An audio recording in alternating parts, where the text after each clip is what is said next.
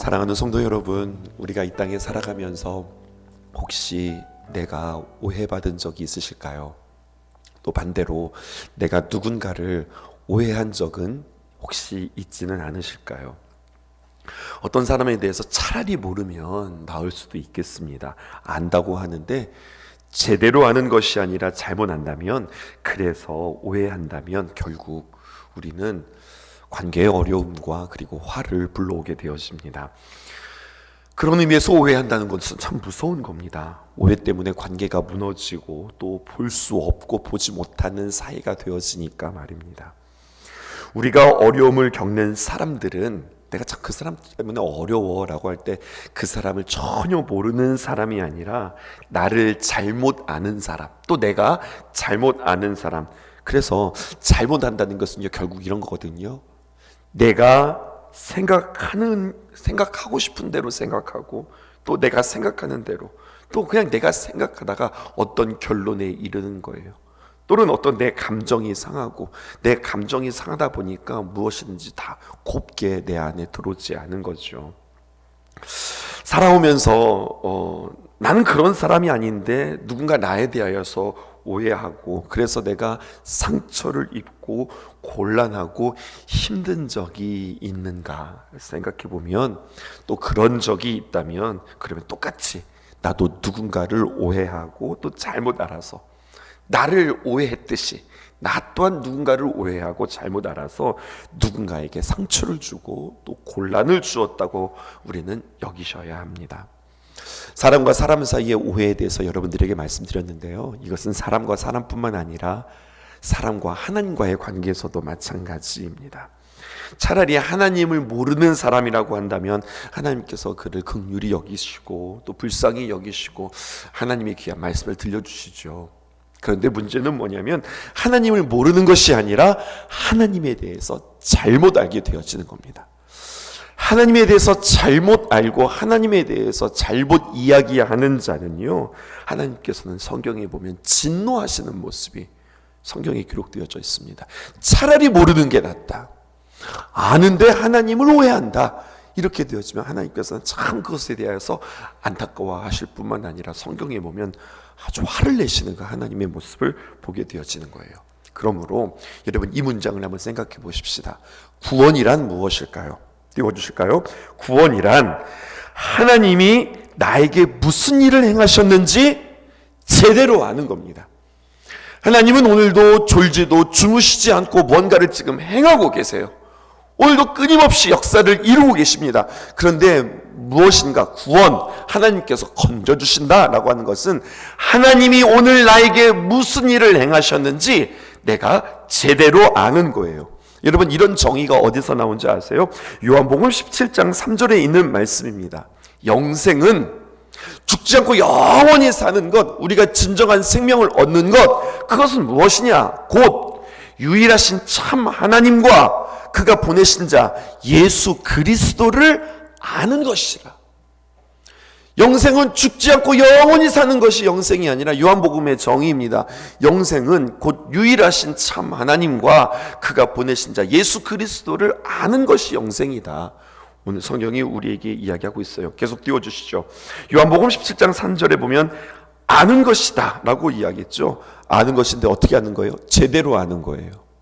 바로 아는 거예요. 이것이 영생입니다. 영생, 이것이 생명입니다. 생명, 이것이 구원입니다. 말라기 선지자의 선포를 볼까요? 2장 17절에 보니까 이렇게 기록되어 있습니다. 너희는 말로 여호와를 괴롭게 하고도, 말로 하나님 앞에 괴롭게 해요. 근데 뭐라고 말하느냐? 우리가 어떻게 여호와를 괴롭혀 드렸나이까 하는도다. 이는 너희가 말하기를 모든 악을 행하는 자는 여호와의 눈에 좋게 보이며 그에게 기쁨이 된다 하며, 또 말하기를 정의의 하나님이 어디 계시냐 함이니이다. 이렇게 이야기하고 있어요. 오늘 말라기의 선지자는 뭐라고 이야기합니까? 하나님을 알되 제대로 알아라. 성경이 우리에게 이렇게 이야기합니다. 성경에 보면 하나님이 누구신지 우리에게 창세기로부터 시작해서 요한계시록까지 빼곡하게 하나님께서 하나님 자신을 우리에게 계시해주고 있어요. 그래서 우리가 하나님을 계속해서 알아가는 것, 이것이 중요한데, 하나님 자신을 이야기하는 것 가운데 좋은 에피소드 하나 있습니다. 여러분, 발람과 발락의 이야기를 하실까요? 이름이 비슷해서 헷갈립니다. 오늘 제대로 한번 알아가 보시죠. 띄워주시죠. 발람은 무엇이냐면 모압의 예언자이고요, 발락은 모압 왕입니다. 그 모압에 있는 사람들이에요. 발락 모압의 왕, 그리고 발람 모압의 예언자. 그러니까 모압의 예언자니까 하나님의 예언자는 아닌 겁니다. 스토리는 이런 거예요. 이스라엘이 가나안으로 지금 진군하고 있습니다. 가나안으로 행군하고 있었어요. 그러다가 모압 평지에 진을 치게 되었습니다. 수많은 약 60만의 사람들이 모압 땅에 들어와서, 그리고 그 땅에 진을 치니 발락 왕은 두려운 거죠. 자신의 땅에 그래서 용험하다고 소문난 이방 예언자 발람, 자신 나라의 예언자라고 했지만 무당격이라 할 수 있겠습니다. 그에게 뭐라고 이야기해요? 너는 이스라엘을 향하여서 저주를 해라. 그래서 저들이 망하게 해라. 도무지 우리 땅에서 조금이라도 거처하는 시간들이 없도록 해라 라고 저주하라고 이야기했어요. 그래서 그가 이제 이스라엘을 향하여서 저주한다는 것이, 하나님께서 그 입을 확 돌려버리셨어요. 그래서 저주한다는 것이 축복하게 되었어요. 그랬더니 발락이요, 그를 데려다가 좀 뭐하는 짓이냐? 야, 내가 너에게 저주하라고 그랬지, 언제 내가 너한테 축복하라고 그랬어? 저들을 저주할 뿐만 아니라 하나님을 저주하라 그랬더니 내가 정신 차리고 내가 저주하겠습니다 라고 이야기하는데, 또다시 저주를 한다는 것이 그의 입에서 하나님이 누구신지, 하나님에 대해서 제대로 말하기 시작해요. 그 말씀이 민수기 23장 19절이에요. 그러니까 성경을 읽을 때 그 배경을 알면 재밌습니다. 뭐라고 이야기하냐? 하나님을 향하여서 저주하라고 그랬는데 하나님에 대해서 그 누구보다도 정확하게 이야기하는 거예요. 뭐라고 이야기하냐? 하나님은 사람이 아니시니 거짓말을 하지 않으시고 인생이 아니시니 후회가 없으시도다. 어찌 그 말씀하신 바를 행하지 않으시며 그 하신 말씀을 실행하지 않으시랴. 여러분, 지금 모두 5줄로 기록되어져 있는데요, 이것은 결국 한마디예요. 뭐냐? 하나님은 약속하시고 그 하나님은 그 약속을 신실하게 지키시는 하나님이시라. 이스라엘 백성들이 광야 가운데에서 그들이 가나안 땅으로 들어갈 때 그들을 향해서 저주한다는 것이, 하나님은 신실하십니다. 하나님은 변함이 없으십니다. 하나님은 사람과 같지 않습니다. 하나님은 그 말씀하신 대로 그대로 행하시는 분이십니다라고 그의 입술을 통하여서 오히려 하나님을 제대로 말하기 시작하는 거죠. 하나님은 누구시냐? 이방의 예언자의 입술까지도 돌이키면서 그의 입술을 통하여서 진리를 말씀하시는 분이 하나님이시라는 거예요. 또 사무엘상 15장 29절에 있는 말씀 보실까요? 이스라엘의 지존자는 거짓이나 변개함이 없으시니 그는 사람이 아니심으로 결코 변개하지 아니하심이니라. 무슨 말이에요? 하나님은 변하지 않는 하나님이라고 하는 거예요.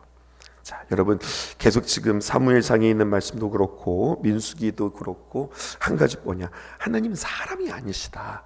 사람과 다르다. 이렇게 이야기하고 계세요. 하나님을 제대로 알려면 어떻게 하나님을 정의하냐? 하나님은 사람과 다르다. 이렇게 우리가 정의해야 된다는 겁니다. 그렇다면 여러분, 사람은 누구일까요? 사람은 누구인가? 사람은 변하는 존재입니다. 2001년도 봄날은 간다의 영화에서 나왔던 유명한 대사지요. 그 여주인공 이영애 씨가 그 남주인공 유지태에게 했던 말입니다. 어떻게 얘기합니까? 예, 어떻게 사랑이 변하니? 하면서 막 분노하면서 막 울던 그 장면이 저는 잊을 수가 없어요. 여러분, 사랑은, 사람이 사랑하는 그 사랑은 변할 수밖에 없어요. 변할 수밖에 없는 사람. 그런데 그 변할 수밖에 없는 사람에게 난 가서 이영희 씨한테 이야기하고 싶은 거예요. 그 여주인공한테. 변할 수밖에 없는 사람한테 어떻게 변하지 않는 사랑을 어떻게 구하니? 인간을 잘 몰라서 그런 거예요. 변하는 사람을 변함없이 사랑할 수 없다고 우리는 겸손하게 고백하실 수 있으셔야 합니다. 변한다고 그 사람을 뭐라고 할 것도 없고 나조차도 변하는 거거든요. 이거 변하는 사람을 어떻게 변함없이 사랑할 수 있어요? 사람이 어떻게 배신해? 아니요, 여러분 이렇게 말하기보다는요, 사람은 충분히 배신해, 이렇게 이해할 수 있으셔야 돼요. 어떻게 배신하지 않아? 만약에 내가 옆에 사람이 있는데 그 사람이 배신하지 않아요? 그게 당연한 거 아니에요? 그건 참 감사한 일이에요. 사람은 변한다고 우리에게 이야기해요. 사람은 변하고 사람이 하는 사랑도 변하는 거예요. 근데 여러분, 사람이 변하는데 오늘 이렇게 말씀드리고 싶어요. 두 가지의 방향으로 변한다. 사람은 변하는데 두 가지의 방향으로 변한다는 거. 그 두 가지 길, 두 가지 방향은 뭐냐? 하나는요, 좋은 쪽이에요. 변하는데 좋은 쪽으로 변화되어져요. 근데 변하는데 나쁜 쪽으로 변해요. 우리는 이것을 변질되었다고 그러죠. 자꾸만 달라지는데요, 우리는 변화되어지는가 아니면 변질되어지는가. 계속해서 말씀을 묵상하다 보니까 하나님은 누구신가라고 이야기할 때 여러분 이 말씀 들어보셨어요? 여호와 니시. 여호와 니시. 여러분 여호와 니시가 무슨 뜻으로 알고 계세요? 여호와 나의 승리, 그렇게 알고 계세요? 이것은 조금 번역이 아쉬워요. 여호와 나에게 승리를 주시는 분, 여호와 니시, 여호와 승리라고 번역하기보다는 여호와 나의 깃발, 이게 더 맞는 표현이에요. 그런데 이 말씀이 참 좋은 거예요. 여호와 나의 깃발, 그게 무슨 말이냐면 그 깃발만 바라보고 나의 목표 대신 주님은 나의 최고봉이라고 오스랄도 챔버스는 그렇게 아주 유명한 영서를 썼는데요. 여호와 나의 깃발, 여호와 하나님만 바라보고 달려가면 내가 변화되어서 승리하게 되어지고 변화되어서 새 사람 되어지는 거예요. 그러니까 여호와 하나님만을 바라보면 하나님은 어떤 분이신가? 결코 오늘 계속해서 우리에게 말씀하시는 바 변하지 않는 분, 나는 누구인가? 내가 그 앞에서 내가 어떤 자인지를 고백할 수 있어야 돼. 나는 언제나 변할 수 있는 분, 변할 수 있는 존재. 마태복음 26장 33절에서 34절이죠. 베드로가 예수님 앞에 내가 나를 부인한다라고 이야기할 때, 너희들이 나를 다 팔 거다라고 이야기할 때 그가 이야기합니다. 베드로가 대답하여 이르되 다 주를 버릴지라도 나는 결코 버리지 아니겠나이다. 근데 여러분, 이 베드로의 이때의 말이 가식이에요? 아니면 진심이에요? 여러분, 진심이에요. 진심이에요. 정말로 그의 마음 가운데는 예수님을 배신하고 싶은 마음은 없었어요. 근데 예수님께서 뭐라고 말씀하세요? 사람이 누군지 아십니다. 자기 몸을 사람에게 의탁하지 않으십니다. 뭐라고 말씀하시냐면 예수께서 이르시되 내가 진실로 내게 이르노니 오늘 밤 닭울기 전에 내가 세 번 나를 부인하리라, 이렇게 말씀하세요. 이 말씀을 통해서 아유, 베드로 배신하지 않는다더니 저렇게 철석같이 하나님 앞에, 예수님 앞에 약속하더니 저거 저렇게 배신했어, 이렇게 이야기하기보다 내가 누구인지 아셔야 되는 거예요. 인간의 존재가 무엇인지 아셔야 되는 거예요. 그러므로 여러분, 나 자신도 이해할 수 있고 사람도 이해하며 우리가 하나님도 아셔야 하는데, 여러분, 변하는 사람에게 변함이 없는 것을 기대하지 말고 변함이 없는 하나님께 변함 없는 사랑을 그 하나님으로부터 맛볼 수 있기를 주님의 이름으로 축복합니다. 아멘이십니까? 아멘 아니세요? 다시 한번, 우리 사람에게 기대하지 말고 변함없으신 그 하나님만 신뢰하며 믿으실 수 있기를 주님의 이름으로 축복합니다. 그래서 우리는 그 유명한 말을 하는 거예요. 사람은 믿음의 대상이 아니라 어떤 대상이라고요? 네, 사랑의 대상이라고. 우리는 말은 그렇게 하면서 자꾸만 사람을 믿었다가 실망하고 실족하게 되어지는 것이에요. 그래서 우리는 하나님 앞에 더욱더 하나님을 믿는 자 되어지기를 원해요. 그래서 말라기 선지자도 오늘 3장 6절에 이렇게 이야기하고 있습니다. 같은 말이거든요. 나 여호와는 어떠시다는 겁니까? 변하지 아니하나니. 나 여호와는 변하지 않으니 그러므로 야곱의 자손들아 너희가 소멸되지 아니하느니라. 변함없으신 그 하나님께서 언약하시지요. 너희가 소멸되지 아니하느니라. 그러므로 내가 주님과 함께, 그 변하지 않는 주님과 함께 동행하는 것, 임마누엘, 하나님이 우리와 함께 하십니다. 그 하나님을 놓지 않고 살아가는, 그 믿음 살아가는 것 너무나도 중요한 겁니다. 또 한 가지 성경은 우리에게 11조에 대해서 이야기하고 있어요. 말라기 3장 8절에서 12절에 있는 말씀입니다. 그 가운데 우리는 7절에서 9절에 있는 말씀 함께 살펴보게 될 텐데, 이 말씀 나누기 전에 재미있는 책 한 가지 보았어요. 1997년도에 발간된 책이니까 굉장히 오래된 책인데요, 교회 성장 연구소에서 김동영 박사가 이런 책을 썼어요. 솔직히 말해서 예수님 다음으로 돈이 좋아요. 책 제목이 이거예요. 솔직히 말해서 예수님 다음으로 돈이 좋아요. 맞는 말인 것 같아요. 그리고 이 책이 정말로 진실하게 자신의 마음을 이야기한 것 같아요. 어떤 책이냐면 크리스찬의 어떤 경제관에 대해서 이야기하는 책이거든요. 그러고 보면은요, 세상에는 또 두 종류의 사람이 있는 것 같아요. 어떤 사람이 있느냐? 하나님보다 더 돈이 좋은 사람. 또 어떤 사람이 있을까요? 돈보다 하나님이 더 좋은 사람. 그런 사람은 없고 이런 사람이 있는 것 같아요. 하나님 다음으로 돈이 좋은 사람. 그러니까 하나님보다 돈이 더 좋은 사람, 하나님 다음으로 돈이 좋은 사람. 11조 이야기합니다. 오늘 7절에서 9절에 있는 말씀 교독하고 오늘 이 말씀 함께 생각하고 마칠게요. 만군의 여호와가 이르노라, 너희 조상들의 날로부터 너희가 나의 규례를 떠나 지키지 아니하였도다. 그런즉 내게로 돌아오라. 그리하면 나도 너희에게 돌아가리라 하였더니 너희가 이르기를 우리가 어떻게 하여야 돌아가리까 하는도다. 돌이킴의 방법을 묻습니다. 그랬더니 하나님께서 8절에 이렇게 이야기하십니다. 읽어보실까요? 시작. 사람이 어찌 하나님의 것을 도둑질하겠느냐. 그러나 너희는 나의 것을 도둑질하고도 말하기를 우리가 어떻게 주의 것을 도둑질하였나이까 하는도다. 이는 곧 11조와 봉헌물이라. 9절 함께. 너희 곧 온 나라가 나의 것을 도둑질하였으므로 너희가 저주를 받았느니라. 오늘 성경이 우리에게 이렇게 말씀합니다. 11조가 제일 먼저 나온 때가 언제인지 아세요? 몇 가지 역사를 여러분들에게 말씀드릴 테니 거기서 여러분들 공통분모를 한번 찾아보세요. 잘 아시다시피 11조의 이야기는 창세기 14장에 기록되어져 있습니다. 이야기는 이런 거예요.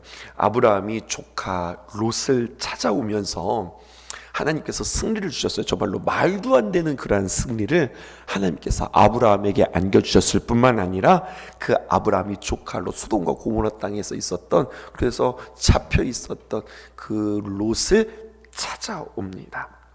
찾아오면서 멜기세덱에게 참 감사하는 마음으로, 자원하는 마음으로 그가 11조를 드립니다. 그러니까 11조를 드려라 그런 것이 아니라 자기가 기뻐하는 마음으로, 자원하는 마음으로 처음 멜기세덱 왕 앞에 그가 11조를 드리는 거예요. 감사의 마음으로 드렸어요. 그리고 이게 창세기 14장에 있는 말씀인데 창세기 28장의 베델의 사건 여러분 잘 아실 거예요. 야곱이 말입니다. 그냥 집을 떠나서 이렇게 누워서 자고 있었는데 그 베델에 환상이 보이는데 땅과 하늘이 사닥다리로 연결되어서 천사들이 오르락내리락 하는 모습들을 보게 되어집니다. 그러면서 그의 입 가운데 한 가지 찬송이 터져 나오죠. 과연 이곳은 하나님의 집이로구나. 이곳은 하나님과 연결되어진 하나님의 통로로구나 기억하면서 감사합니다. 그리고 자신이 베겼던 그 돌베개를 세우고 그 위에 기름을 붓고 그가 서원합니다. 뭐라고 서원하느냐? 하나님, 내가 지금 집 떠난 나그네와 같은 인생입니다. 근데 하나님께서 나에게 복을 주셔서 내가 집으로 무사히 돌아온다면 감사의 예물로 내가 기뻐하며 나의 소유의 10분의 1을 하나님께 드리겠습니다 라고 그가 자원하는 마음으로 하나님께 드려요. 그러다가 세 번째, 레위기와 민수기에 들어서 12지파 가운데 12지파 중에 여러분 레위 지파라고 있습니다. 이 레위 지파는 그들에게는 기업도 없었고 땅도 없었고 유업도 없었습니다. 분배받지 못했던 레위 지파예요. 하나님께서는 그들을 그렇게 살도록 그렇게 명하셨어요. 그러면서 그들에게 해야 했던 직무는 무엇이냐면 말씀을 전하고 또 성전과 성막을 돌보고 지키고 그리고 예배하는 일들을 감당케 하였습니다. 그리고 그들에게 다른 지파들은 땅의 소산문의 10분의 1을 드리도록 명령하였죠. 여러분, 쭉 이 11조의 역사들을 쭉 우리가 훑어보면서 한 가지의 공통분모를 여러분 보실 수 있을까요? 그것은 무엇이냐면 하나님께서 먼저 그들에게 너희들 11조를 드려라 라고 명령하시기보다 그들이 자원하는 마음으로 기뻐하는 마음으로 하나님 앞에 하나님의 것을 구별하면서 드렸다는 거예요. 그러니까 11조는 우리에게 의무가 아니라 하나님 앞에 정말로 자원하는 마음으로 드릴 때 하나님께서 기뻐하시는 그러한 예물이거든요. 그런데 오늘 말라기에서 이렇게 이야기하시는 겁니다. 하나님과 백성들이 무너졌어요. 오해했어요. 그리고 심판을 받게 되었어요. 그러자 하나님께서 그 무너진 관계를 회복하기 위한 방법을 이야기하는데 그것은 바로 무엇이냐면 여기에서 그들에게 강요합니다. 그들에게 하나님께서 처음으로 주장하십니다. 너 회복하기 원해? 너 나와 함께 잘 살기 원해? 그러면 너희는 하나님 앞에 11조를 드려라 라고 이야기하는 거예요. 근데 여러분 한번 생각해 보십시다. 하나님께서 분명 재물이 필요하신 하나님은 아니실 텐데 그럼에도 불구하고 회복하기 위하여서 무너진 관계를 회복하기 위해서 왜 11조를 드리라고 하셨을까요? 11조를 드리라고 한 그 내용이 중요한 것이 아니라 나의 10분의 1 그 소산물을 하나님 앞에 드리고 나의 수입의 10분의 1 그것을 드리는 것 자체가 중요한 것이 아니라 언제나 법이 중요한 것이 아니라 법의 정신이 중요한 거예요. 그렇게 말씀하시는 하나님의 마음은 무엇일까요? 하나님께서 질문하십니다. 너와 나 사이에 너와 나 사이를 뒤틀게 한 것은 바로 무엇인가? 너희는 하나님을 사랑하지 않고 너희들이 이 땅에 살아가면서 결국 여러 가지 많은 죄악의 모습들이 있는 죄의 근본은 무엇인가 찾아가 보았더니 그것은 욕심이요 탐심이에요. 하나님보다 재물을 더 사랑한 우상 숭배를 하나님께서는 지적하시는 거예요. 그러니까 뿌리를 파보면 결국에는 사람의 욕심, 자신의 인생의 만족과 기쁨과 자신의 인생을 위탁하는 것을 가만히 보았더니 결국에는 재물이고 이 땅의 물질이고 돈이더라. 이것을 발견하게 되어지는 겁니다. 그러므로 여러분 11조는요 성도의 의무 생활이라고 말하기보다는 11조는 하나님 앞에 신앙 고백이라고 이야기하는 것이 훨씬 더 성경적입니다. 11조는 무엇입니까? 이런 겁니다. 나의 10분의 1을 드리면서 나에게 10분의 1은 정말로 아깝고 정말로 귀한 것이거든요. 이것을 내가 하나님 앞에 드리지 않으면 내가 더 누릴 수 있고 가질 수 있고 조금 더 편리할 수 있지만 나는 이것을 하나님께 드립니다라고 표현하기보다는 나는 이것을 버리고 이것을 더 정확하게 말하면 사도행전의 표현처럼 이것을 나는 하나님 앞에 내팽겨치고 나는 물질 의지하지 않고 하나님 의지합니다라고 하는 우리의 신앙의 고백이라는 거예요. 그리고 하나님은 어떻게 이해하시느냐? 10분의 1을 하나님 앞에 드렸지만 너는 나에게 모든 것을 바쳤구나 라고 하나님께서는 이해하시겠다고 말씀하는 거예요. 11조를 드림으로 말미암아 하나님 나는 주님 앞에 나의 신앙을 고백합니다. 나는 물질 의지하지 아니하고 나는 하나님 의지합니다. 앞에서도 이야기했잖아요. 우리는 하나님 다음으로 좋아하는 게 물질이고 돈이라고요. 그만큼 우리는 우리의 마음을 빼앗길 수밖에 없는 것인데요. 우리가 주님 앞에 귀한 예물을 드린다. 나는 재물로 나의 구주 삼지 않습니다. 재물로 나의 만족 삼지 않습니다. 하나님이 나의 만족입니다. 이것 내가 주님 앞에 드리지만 하나님, 나는 물질로 살아가는 것이 아니라 하나님께서 내게 주시는 힘과 그 능력으로 살아갑니다 라고 고백하는 우리의 신앙의 고백이라고 하는 거죠. 그렇게 주님 앞에 우리의 신앙을 고백하며 살아갈 수 있는 저와 여러분 되기를 주님의 이름으로 축복합니다. 기도하겠습니다.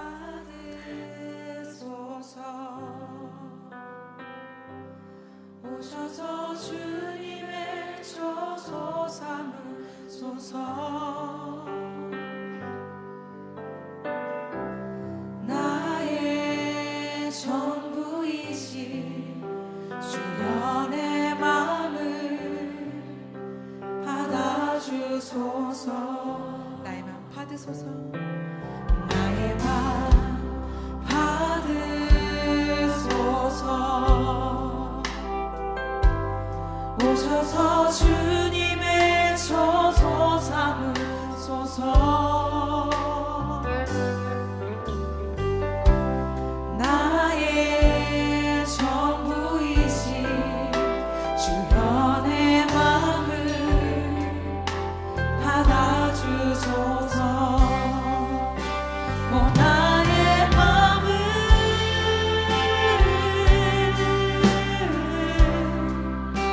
주님께 열었으니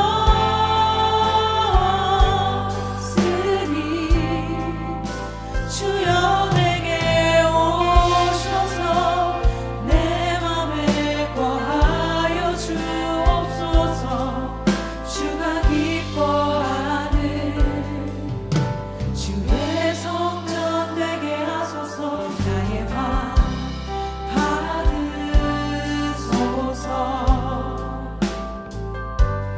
오셔서 주님의 저소 삼으소서. 나의 전부이신 주여 내 마음을 목소리 높여 고백하겠습니다. 나의 맘 받으소서. 나의 맘 받으소서. 오셔서 주님의 저소 삼으소서. 나의 전부이신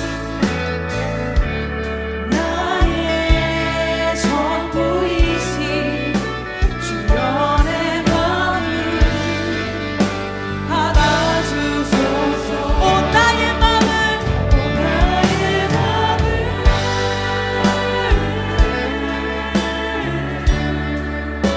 주님께 열었으니 주여 내게 오셔서 내 맘에 거하여 주옵소서. 주가 기뻐하는 주의 전되게 주의 전되게 나의 맘을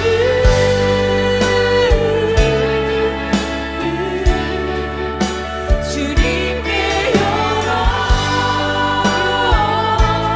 열었으니 주여 내게 오셔서 내 맘에 거하여 주옵소서.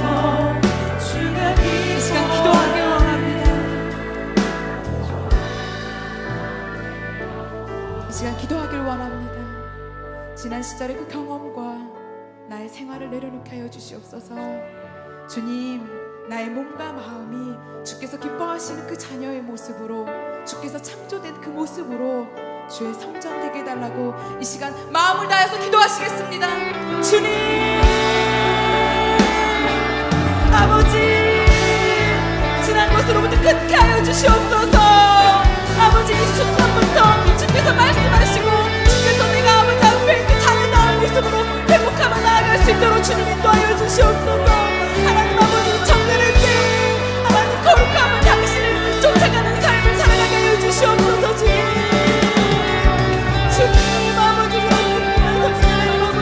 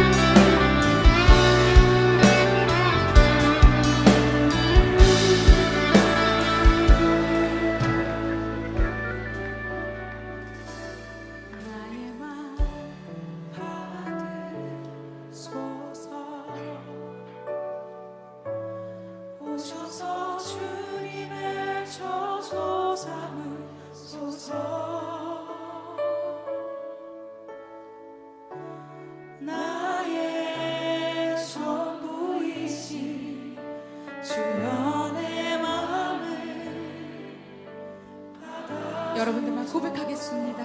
나의 맘 받으소서.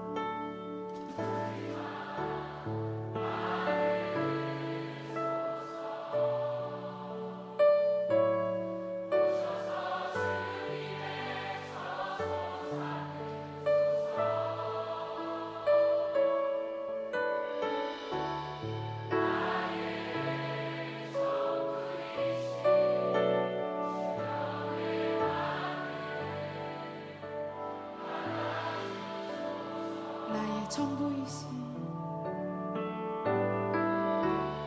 나의 전부이신 주여